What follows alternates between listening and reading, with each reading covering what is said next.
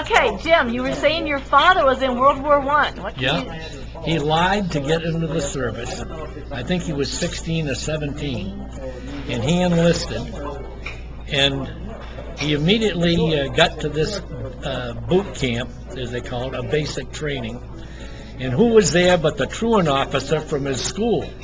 He was a sergeant or something, and he thought sure that he was going to turn him in and make him go back home, but he didn't. And he went to Europe, he went to France, and he was over there right till the end of the war and was in a lot of the major battles over there. He was in what they called the horse artillery, because all of the cannon and everything were drawn by horses. And he always loved horses. He did a lot of riding while he was in the service. I remember he took his basic training in Texas. I have a picture of him down there in Texas with the puttees and everything that they used to wrap their legs in. They didn't have boots. They had what they called puttees, and they used to wrap their legs and stuff. But that horse artillery was really something. They had to drag those cannon all through those muddy roads and everything else with horses and set them up and start firing them. But he was very fortunate. He never got hurt, and he came home safely and at the end of World War I in 1917. I've still got a lot of his medals, different battle medals that he was in. Or I got them. My son has them now. I gave them all to our oldest boy. And how about back then? They had like mustard gas. Oh yeah.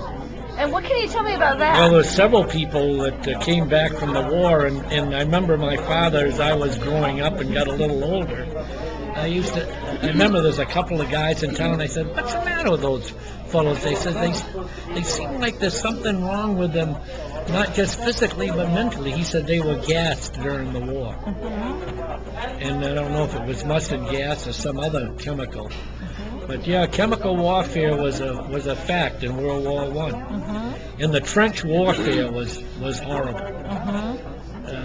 So many people killed in the trenches. They and barbed wire, and it was very, very, very tough.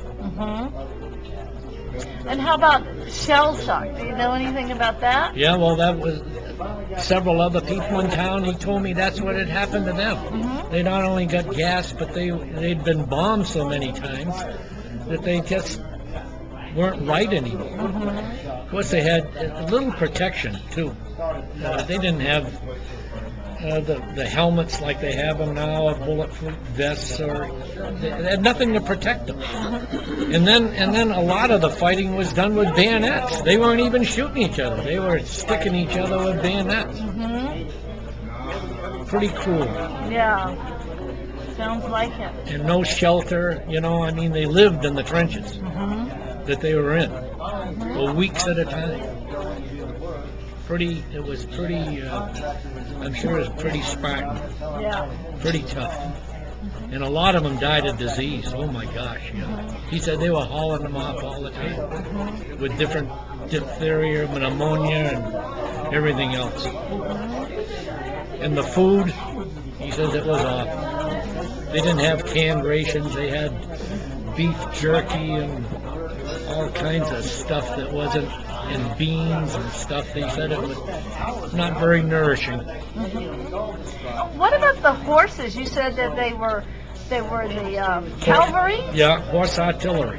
Horse artillery. That's what they called it. And that was the last war. It wasn't cavalry. Cavalry were men that just rode horses. Oh. These horses, they rode them, but they rode them pulling cannons and heavy artillery. And how did it must have been horrible for the horses. Oh, as well. And that was the last war that horses were used. Yeah, as far as I know. Yeah. That was the last war. Everything else was mechanized. In fact, there was a few mechanized things, such as small tanks, that were coming into vogue at the end of the war. But it was pretty primitive prior to that.